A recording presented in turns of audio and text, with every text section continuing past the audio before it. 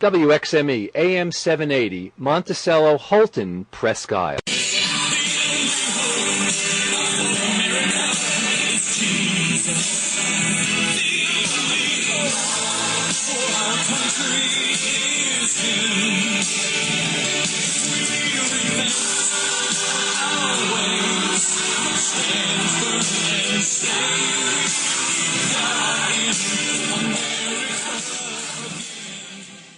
Good morning, Aroostook County, Maine, and United States, and across the world on the Internet. Good morning. This is the Aroostook Watgchman Radio Show.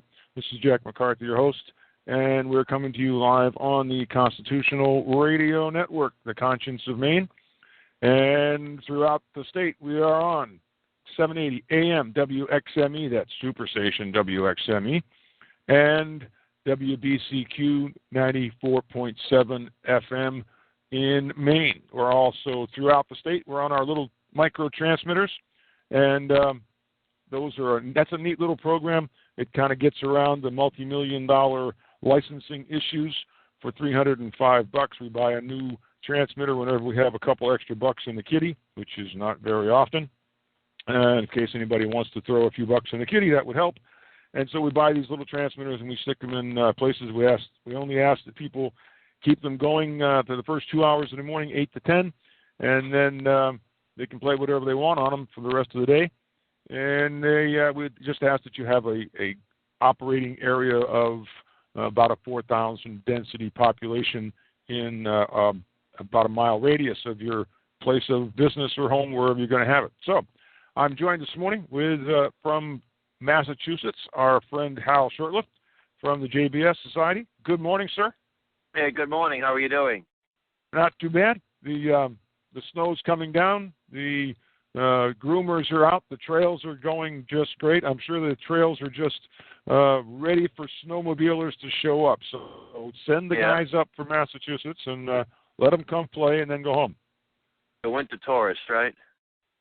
Yes. Yeah, we got about 6 inches here, 6 to 8 inches here in the Boston area too. So we're up to our eyeballs in the snow. Well, we've got, I gauge it by the trampoline. We got 17 inches in the first go-round and another 3 or 4 in the last go-round, and these huge, huge flakes are coming down right now. That's great. Absolutely gorgeous in northern Maine. So it's the winter play place. The roads are cleaned off. Come on up. Just the hotels have their parking lots cleared out. Welcome to Aroostook County. I hear you're coming up soon. Well, I was going to be up in in January, but I have to reschedule that to February. There's going to be I'll be doing a couple of presentations, but I will be up in what do you guys call it, northern Massachusetts? Anything Augusta and South, right? Is that what you call northern Massachusetts? Yeah, that's just the bedroom community of Boston. Yes. Yeah. Well, what prompted that actually is something that you sent me. You sent me an article, a link to an article in the Bangor Daily News mentioning some We the People or some type of, it was a left-wing group, pushing for a constitutional convention, a federal convention, to add an amendment to the Constitution that says that corporations will not be considered people, or a person is not a corporation, or a corporation isn't a person, I suppose. And whether or not that amendment is a worthy amendment, that's something I haven't examined it enough to make it to say anything about it. But the vehicle is what I'm concerned about, the Constitutional Convention, a CONCON. Now, I've been on the show here over the years talking about this, and a few years ago we had a trip to the State House, and I know that Steve was involved, and a number of folks from the county came down to help us out to distribute information. And we actually got a very informative DVD and a couple of reprinted articles to every member of the House and Senate. That was about 3 years ago. And at that time, we were trying to rescind all of the old calls for a convention. And I think Maine had 3 calls going back to the early 1900s. And we were not successful. Unfortunately, you know how politicians are. This is something that's even politicians that might be on your side. But I think we were able to inform people about the dangers of any new calls. And for some reason, they seem to be honoring new calls and not so much adhering to old calls, because if you got all of the old calls together around the 50 states, we would have enough for a con-con. The John Birch Society did spearhead a campaign to get a number of states to withdraw their old calls. That sort of gave us a little breathing space for a time. We were successful in getting New Hampshire to rescind all of its old calls, and then within a year there was a new proposals, and we beat them back. And then these folks snuck something on a bill, or not a bill, but a resolution, I think, and it was able to pass the House and Senate. We actually testified at the Senate subcommittee, and they said inexpedient to legislate, but phone calls were made, and we end up losing it. So it's an ongoing effort. And what we're going to do is the Maine is reconvenes on the 8th of January, so we're going to be up there on the 9th with this important information, trying to stop any new calls. And what's interesting is that you have two sides over the years, and this has been an ongoing thing since the 80s, maybe mid to late 80s. Hal, we got to set the stage here in case anyone doesn't understand what a con-con is. Sure. Actually, new people all the time. Yeah, let me read Article 5 of the Constitution so people are clear on that. There are two ways to amend the U.S. Constitution, and this is going to be Article 5 of the Constitution. The Congress, whenever two-thirds of both houses shall deem it necessary, shall propose amendments to this Constitution, or the application of the legislatures of two-thirds of the several states shall call a convention for proposing amendments. That word is plural, not singular, which in either case shall be valid to all intents and purposes as part of this Constitution, when ratified by the legislators of three-fourths of the several states, or by conventions in three-fourths thereof, as the one or the other mode of ratification may be proposed by the Congress. So that is very important, because now we've never had what we call an Article 5 Constitutional Convention. We had one Constitutional Convention that was done under the Articles of Confederation, and they sort of changed the rules, and we're kind of glad they did. We got a great document called the U.S. Constitution, but it's a safe bet that the caliber of delegates to any future convention will not be the same caliber of those who attended back in 1787. That's the issue. You see, that's the issue. That is the biggest issue. I am adamantly against having an Article 5 convention right now, but I am also just as adamant that we need an Article 5 convention, because the Constitution has been completely negated by the immoral people that we've put in or been placed in there as puppets. So even though we need an Article 5 convention, an Article 5 convention would be the total undoing of our form of government and our society. Well, what we need two things. We need honorable people that are elected to the House and Senate, U.S. House and Senate. And we would have to have honorable people, constitutionalists mainly, at this Article 5 convention. Unfortunately, we're not going to have it. Right. You see, the same people who are complaining about the size and scope of government are the same ones that we elect these scoundrels, for the most of them, every 2 years, every 6 years, the same caliber, and then they wonder why we have what we have. So we have to, and if we had members of the House and Senate that took their oath of office seriously, and voters that held them accountable, then we wouldn't even have to worry about an Article 5 convention. The other issue, too, is that let's say that we do have delegates who are going to do what they're supposed to do, stick to one, which, by the way, they don't have to do. There's no guidelines, there's no laws how to manage this. Then, so you have amendment that, say, a balanced budget amendment. But then you get members of Congress, they've already ignored most of the Constitution. Many of the amendments are ignored. The Second Amendment, the Fourth Amendment, the Fifth Amendment. You think they're going to stick to another amendment?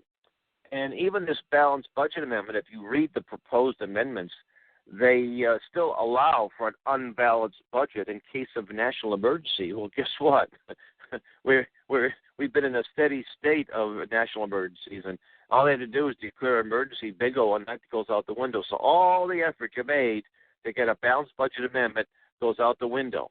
And and what's happened is that, just to give you a little background, 2011, Harvard Law School, which is not exactly a constitutional law school, had a symposium led by Professor Larry Lessig, who was a populist progressive, and that's the term they like to use.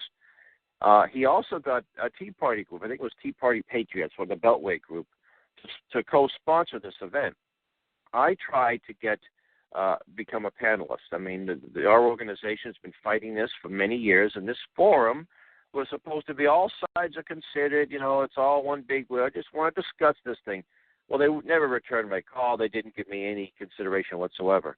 I got there as a media credential, however. The New American did get media credentials, so I was able to at least sit in on some of the things that went on.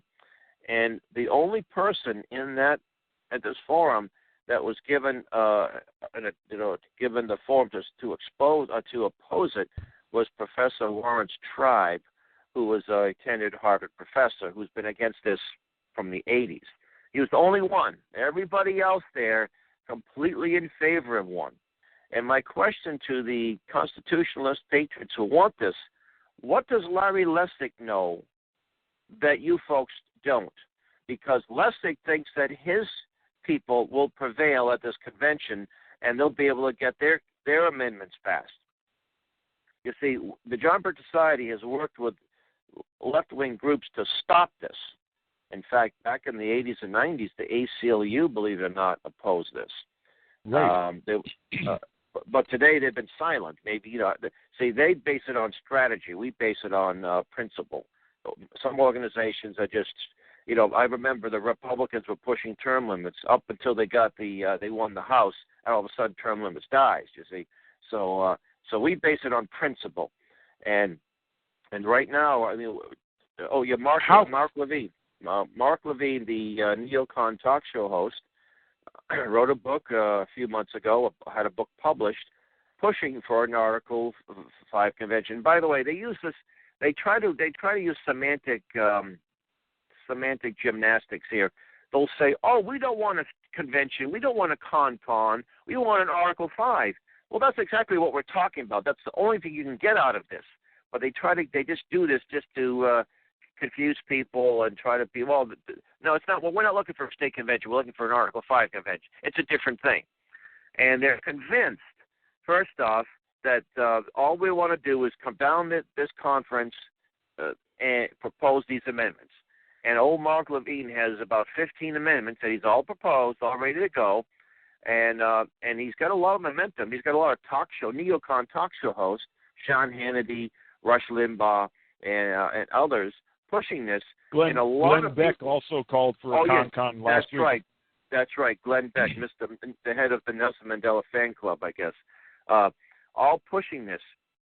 And thankfully, they don't really have an organization. They got a lot of voices, they got a lot of influence, but they don't have an organization. That's up to other individuals to actually go to the legislators. But it doesn't take a whole lot. If they actually believe that they can have a con, have a constitutional convention, and improve what we have, how is it that we have the NDAA that creates an environment for indefinite detention of American citizens?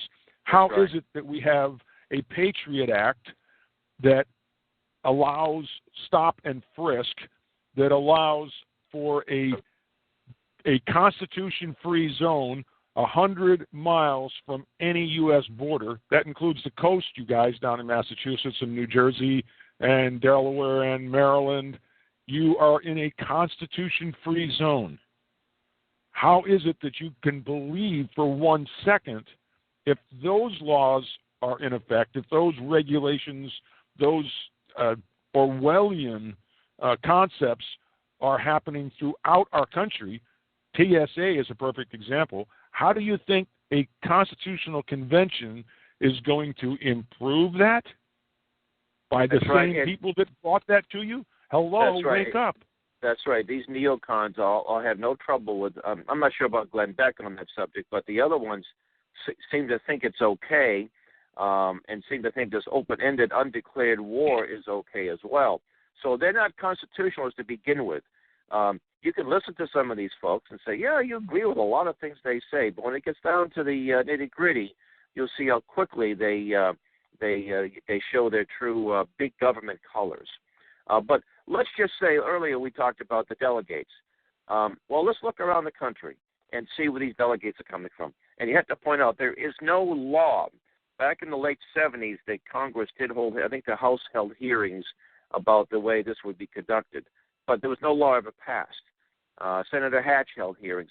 By the way, Senator Hatch is another big problem. You want that guy running your con-con? Forget it. You might as well just kiss that Constitution, put it in a museum, because that's where it's going to end up if we let people of his caliber have anything to do with it. So they never passed any laws. The problem is you have to go back to the foundation that this form of government is only meant for a moral and religious people.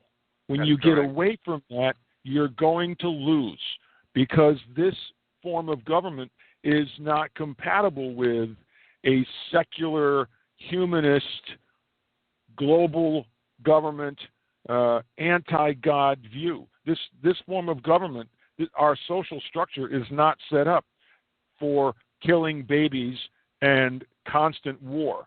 This was supposed to be babies, constant war, and warring against Christianity. And today, the problem is Christianity is sitting on the sideline. The churches are full of people playing church that haven't got a clue what's going on. They're going to fight this little issue over here because they don't like it. It's not whether it's constitutional or not. They haven't got a clue what the Constitution says because they haven't studied their history. And we got pastors that are adamant. They're pro-life. Yes, pro-life.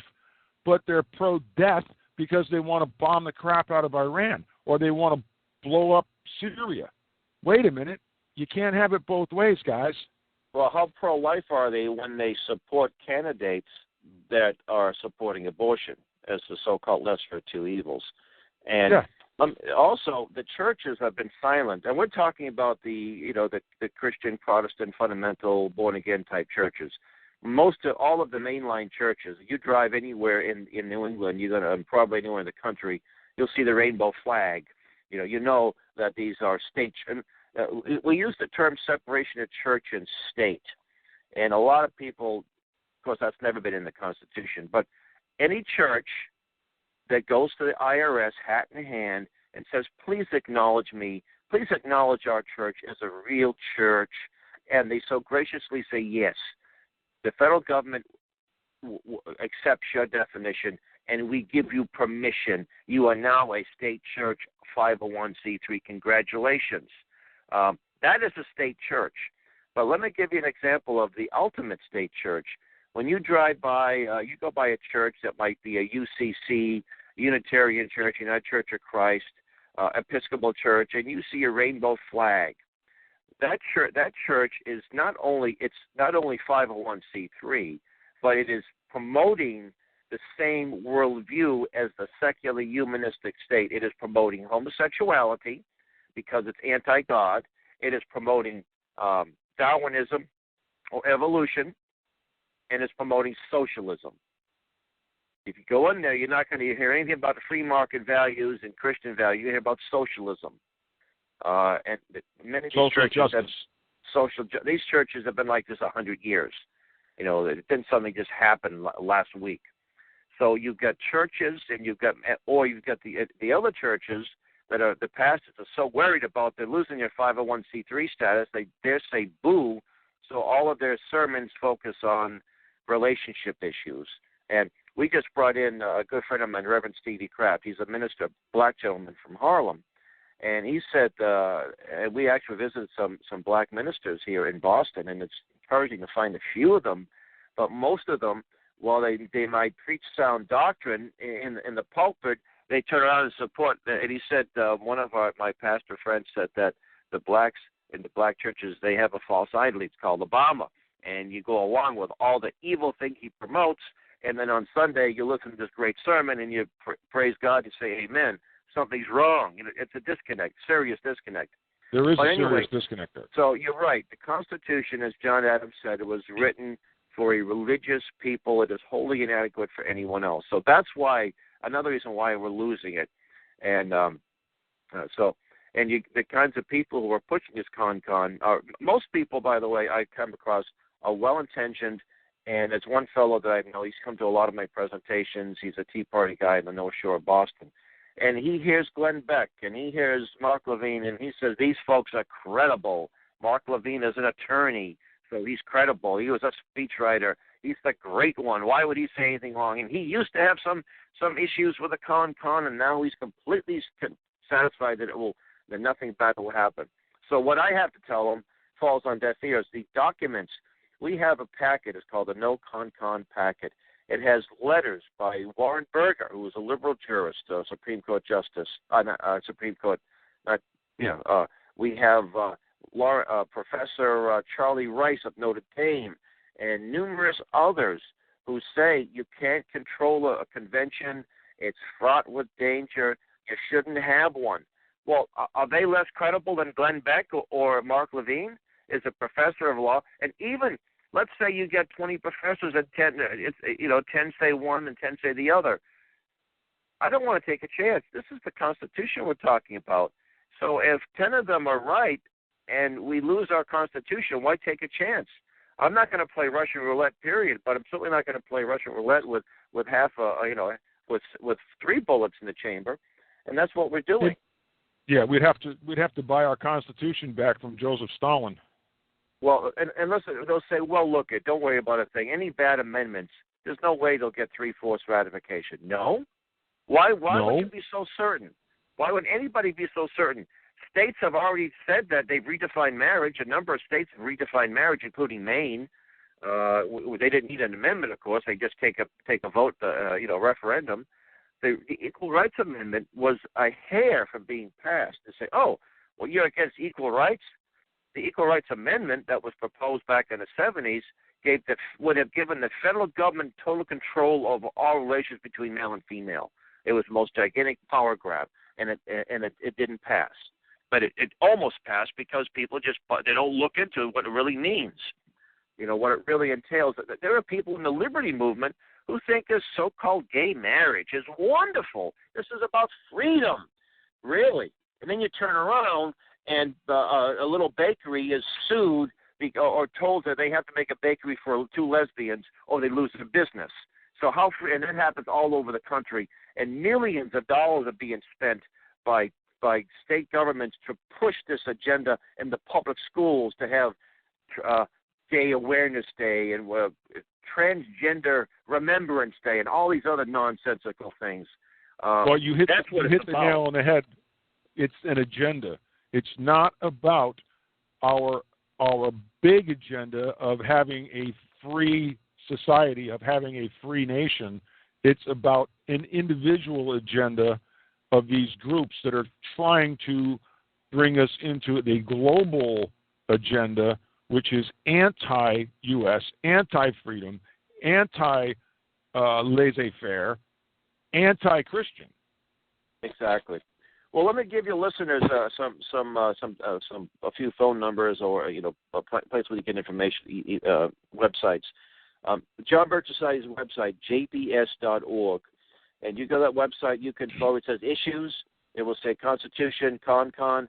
You have downloads. You have videos. We've done some incredible videos. We did a very short video about 2 years ago. There were legislators from Oklahoma that were successfully rescinded all of their state's calls. And it's only 12 minutes long. And you can listen to that, listen to some sound thinking by constitutionalists, not neocons, not so-called progressives. Then we have some longer versions of videos that give you a lot more details, a more history of the con movement and what have you. And you're welcome to contact me. I have lots of resources. I have this No Con kit on my Scribd page, scribd.com/H Shurtleff or Hal Shurtleff. You can access that and get all this good information. You have just go to YouTube and put down "Stop the Constitutional Convention," and you'll see a lot of things that will come up. We have a Facebook page entitled "Stop the Constitutional Convention," where I've just posted a lot of this information. You scroll down, you'll see links to videos, and you'll see resolutions that we've sponsored over the years, even recently. And if you're available on the 9th, Thursday, January 9th, we are going to be meeting at the cafeteria at the State House at 10 o'clock, and we're going to visit as many legislators as we can with this information. We'll do a news release. You think the Bangor Daily News will run our news release? Sure.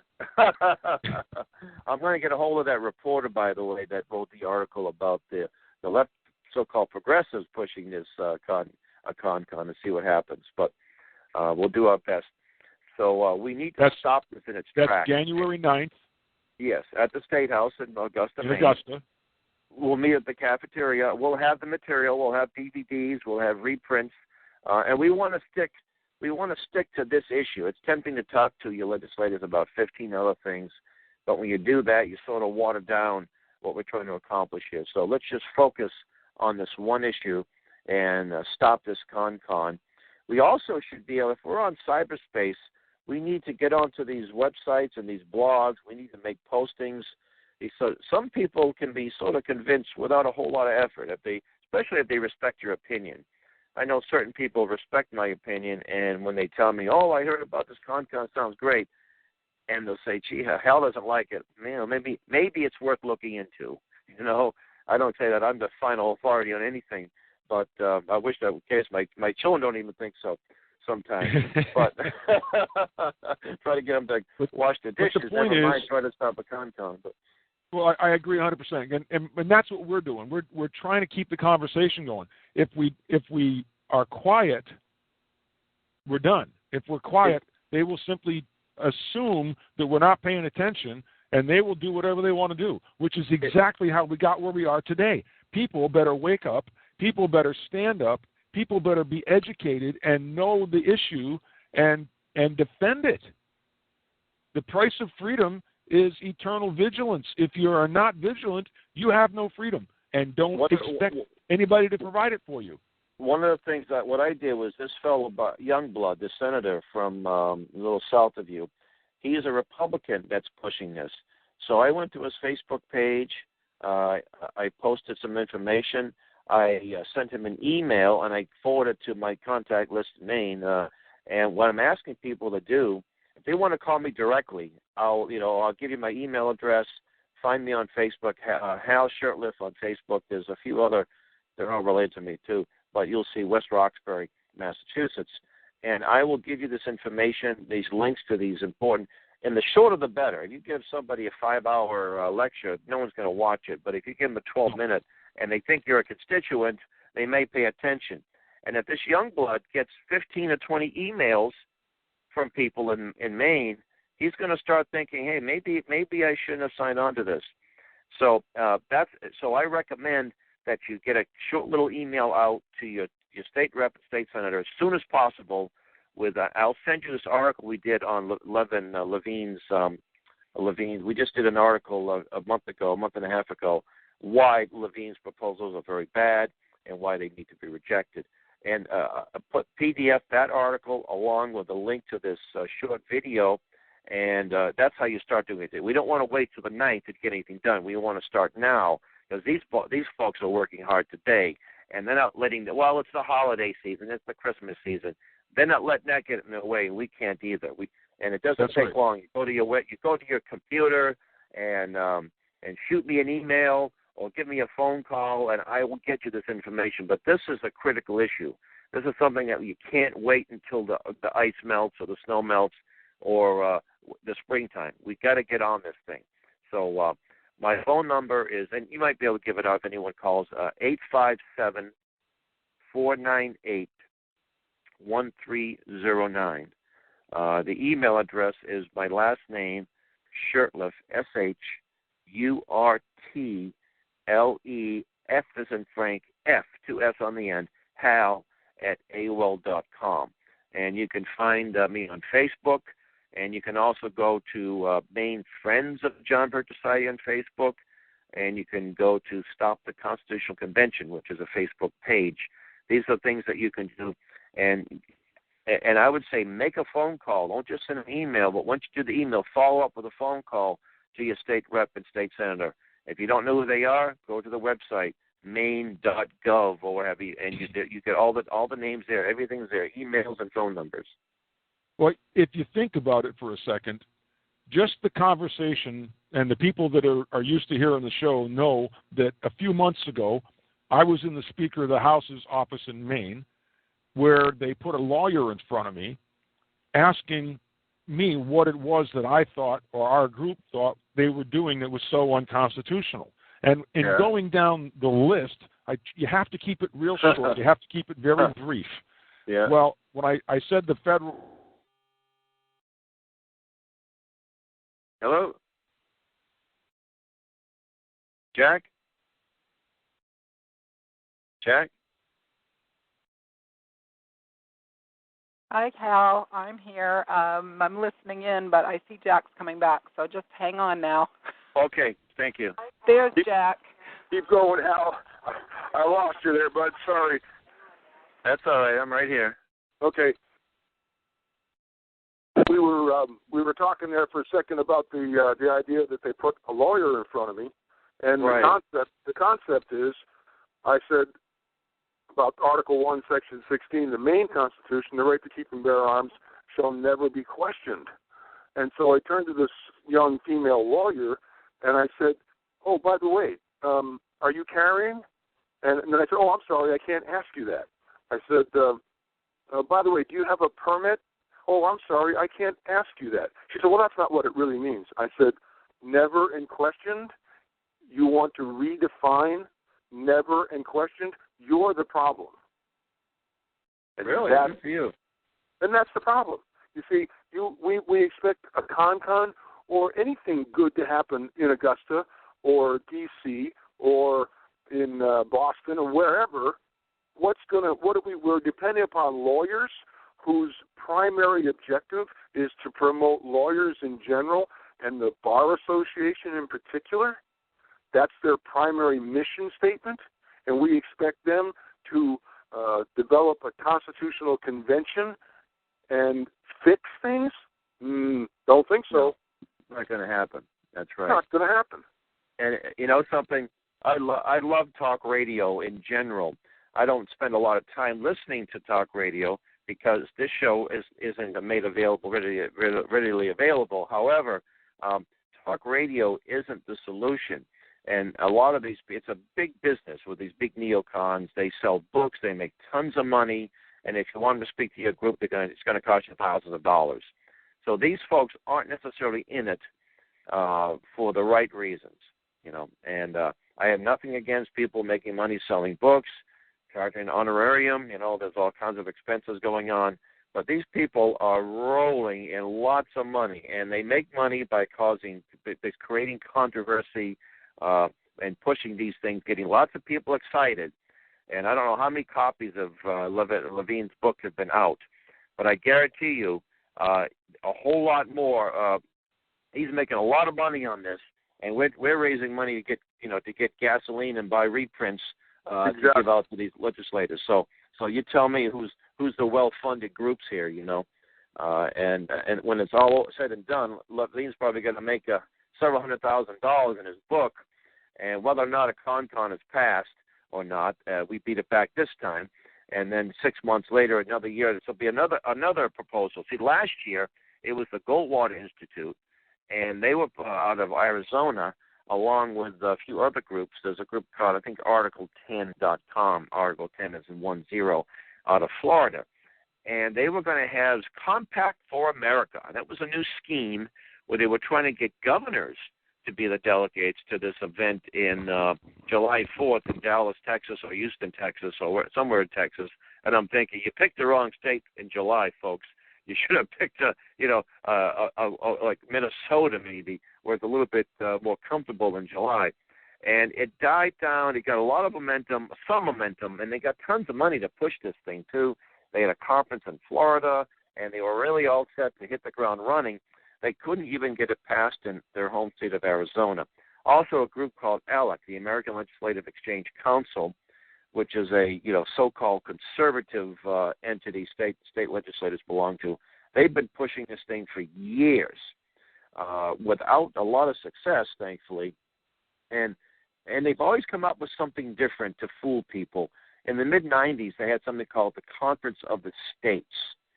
And this would be a supra-constitutional convention. And the theory is, the notion, true, is that the states created the Constitution, and when this group got together, it would have been a sovereign body, and they could have scrapped the Constitution. It was pushed spearheaded by former governor of Utah, Leavitt. And Leavitt didn't succeed, and the John Birch Society just about stood alone on this, and we were able to stop it. In some cases, we had numerous states that passed this without even a voice vote, and we got into the mix in early January of '95, I think, and by April it was totally derailed because you have the right information in the right hands at the right time, and it makes a difference. That's why this is so critical. And Levine's book, most people aren't going to read the whole thing. They're just going to, they're going to get this notion of we need to do this, we need to do it now. But without the momentum, without the feet on the ground, they're not going to have a lot of success. And by the way, as you know, most people aren't by their nature activists. You can get 1,000 people in a room, and if there's a call to action, maybe 50, maybe 100 at the very most will actually follow through. That's always been that way. It's usually 2 to 3%. Yeah, but that's all you need. So I know that I don't know how many listeners you have, and I would say that your listenership is probably more activist-minded than your typical neocon talk radio, and that's a good thing. Oh, absolutely. But these folks, this is not a question of wait. There's something suggesting you do things and do it today, not 6 months from now. It doesn't take a lot. Give me a phone call. Go to our website, jbs.org. Go to our Facebook page. Get this information and get it in their hands, either by email and then in person. And because if you don't, somebody else on the other side has already done that. Somebody got to this guy Youngblood. I don't know much about him. He's a Republican. He may be a conservative, but somebody got to him more so than we did. And I bet you there's probably more constitutionalists in his district than far left progressives. But he's now pushing this, and it's hard. Once you get a person, commit to something, most people like to and that's just our sinful nature. We don't want to admit that we're wrong. Oh, I've been had by this. I better pull that back. But we better get to Youngblood. We get to these other folks, and we know that we do have some people on the other side of the spectrum that will still help us. So, because I know for years they looked at this as a Republican plot, They were right to a certain point. But now it's an establishment plot to scrap our Constitution. Oh, yeah, absolutely. Some of the folks in chat are talking about bankers. Guys in the chat, is Ed Youngblood part of the banking family? Is that what's going on here? Ed? Yeah, okay. Yeah, maybe folks may know about more about. It appears that's the case. He's a banker. Once you're into the banking system, I asked my wife has been in this. My wife's been listening to this for years and years and years. And in some respects, she was doing some of this before I was. So this is nothing new to her. But I asked her something about banking the other night, and she knows the deception and the concepts. But when I asked her what happens when you put $1,000 in the bank, well, how's the bank loan money? Well, they loan out your money. No, they loan out nine times your money because of fractional reserve banking. So where did that money come from? It didn't exist yesterday, and it does exist today. That's right. And this goes on day after day, minute by minute by minute. They're creating huge amounts of supposed money out of nothing. And if you're involved in the banking system, I'm sorry. Good people, I'm sorry. You're wrong. You're part of the problem. The whole our whole banking system, which is having its wonderful anniversary here in about 5 days, December 23rd. That's right. The 100th anniversary of the destruction of America is happening in 5 days.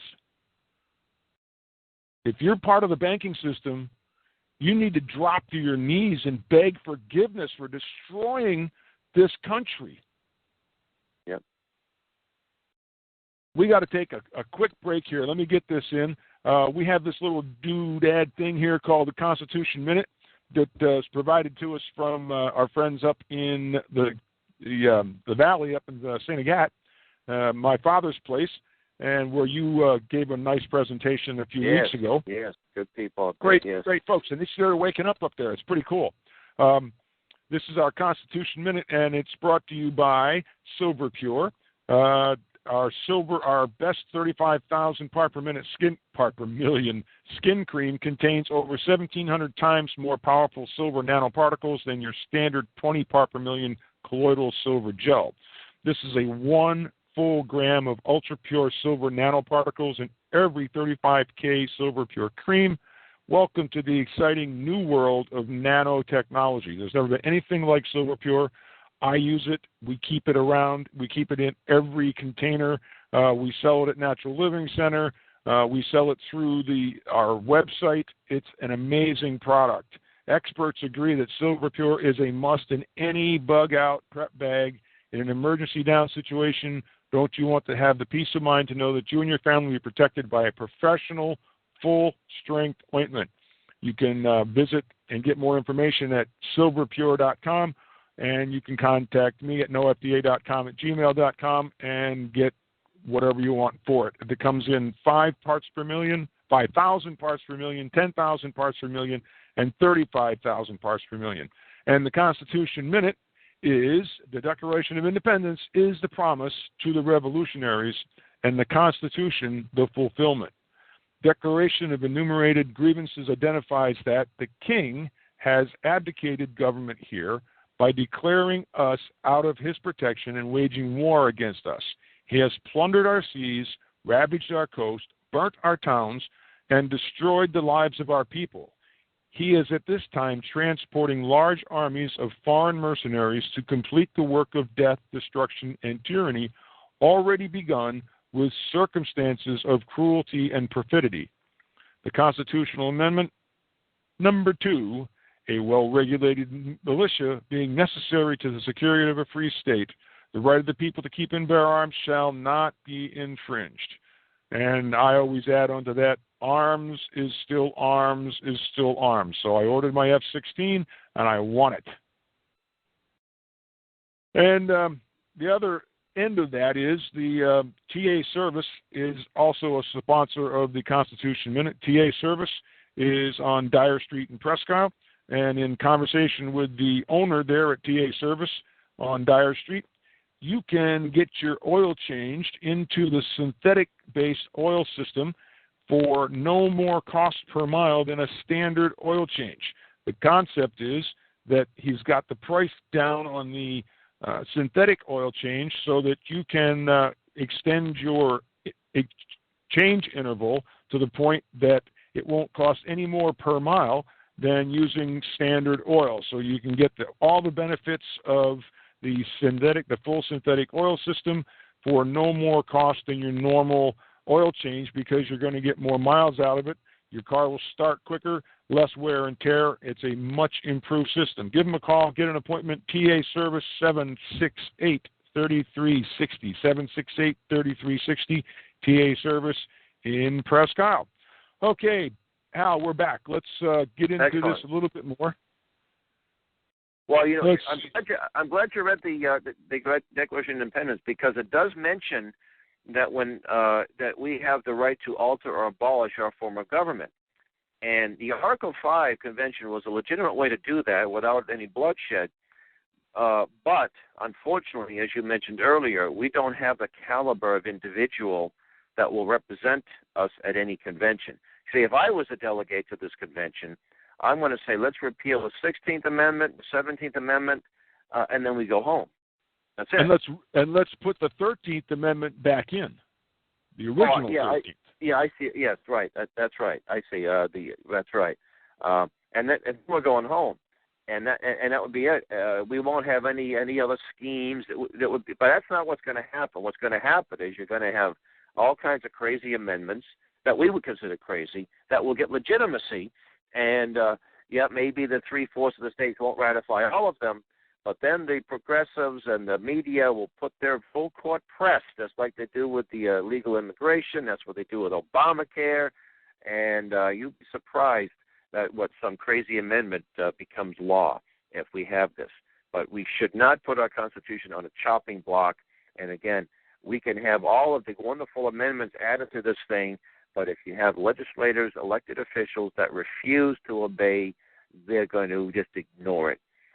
So it would be much to do about. One thing I would like to see instituted, I would like to see a new court of oaths. Can you wrap your brain around that? Yes, that's right. A court of oaths, a separate court of, by, and for the people, with no lawyers in it, only people actually learned in the law. Learned in the law means that they understand and are learned in common law, which is still the supreme law of this land. And if we had a court of oaths manned by and for the people, we could hold these oath breakers accountable, and in the extreme, they'd be hung for treason. Works for me. No. Well, it sounds intriguing. It's just that we're away from. We're not there yet. We don't. There's not enough of us that think the way we think. That's why this education is so important. And like I said, a lot of people might have the moral backbone, but they don't understand it. Like my pastor friend, Reverend Crabb, he said, we got to get people to embrace Christianity. That's fine. We need to do that. But we need these Christians to understand their responsibilities. And I find so many of them, they've come through the government schools, they've come through universities, so they have a lot of... But they come from seminaries. But Hal, you got to go back.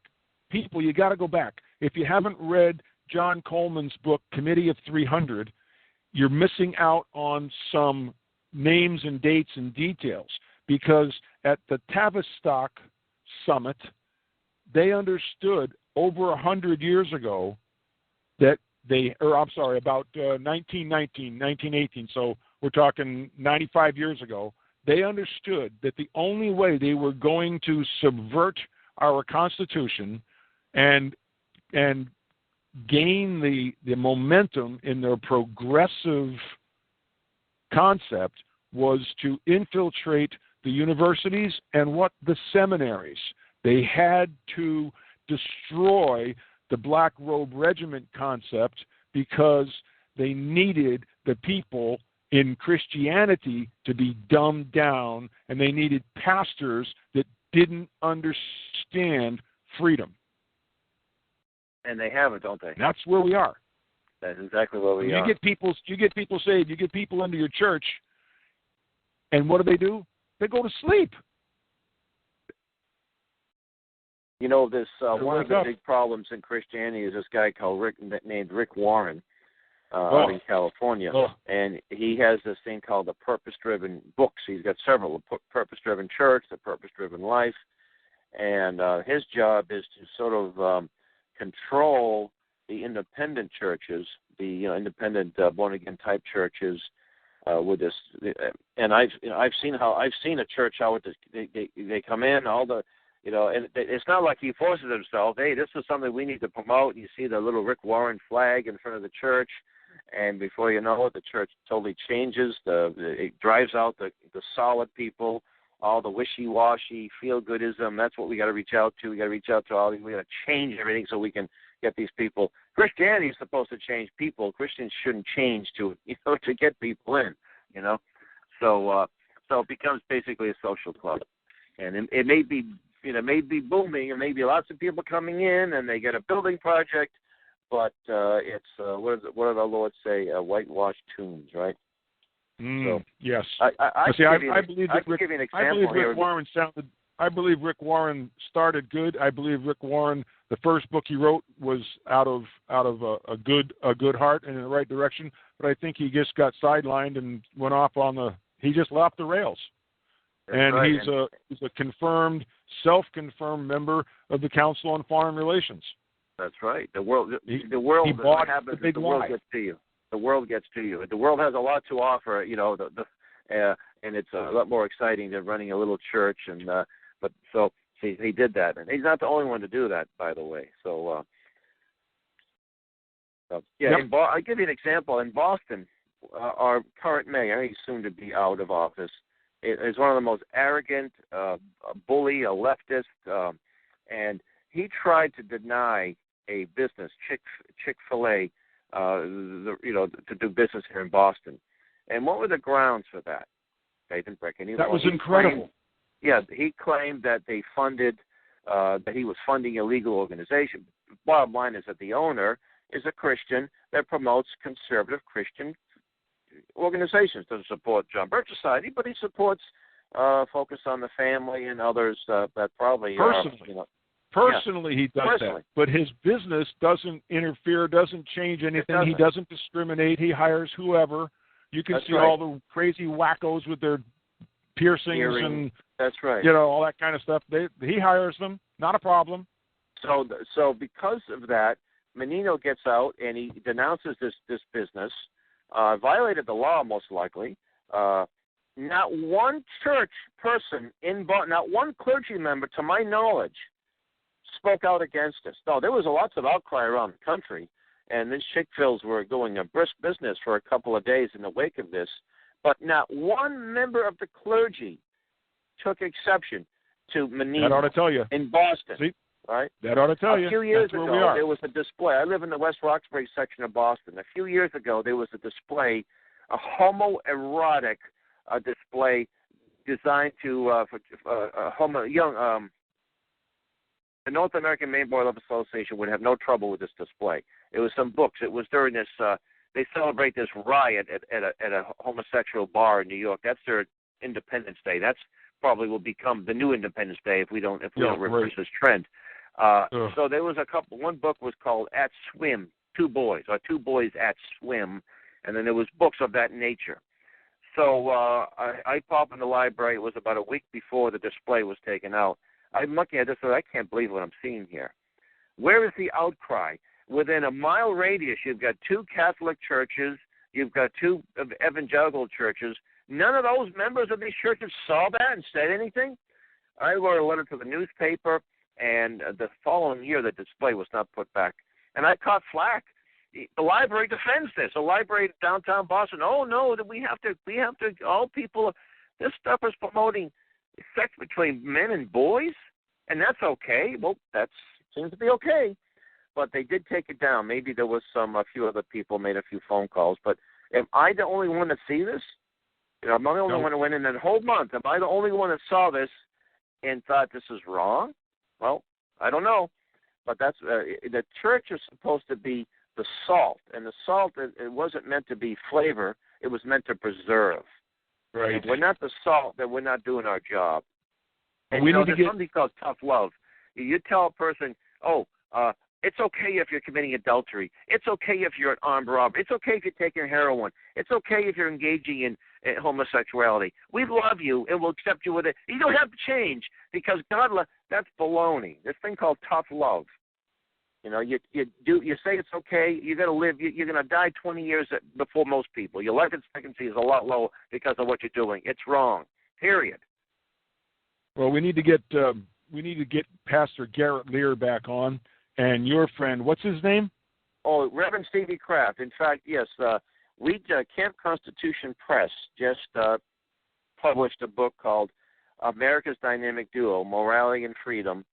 And then Camp Constitution's dynamic duo, Reverend Stevie Kraft and Garrett Lear. And we spoke, they gave a few presentations, one in New Hampshire and one in the Boston area.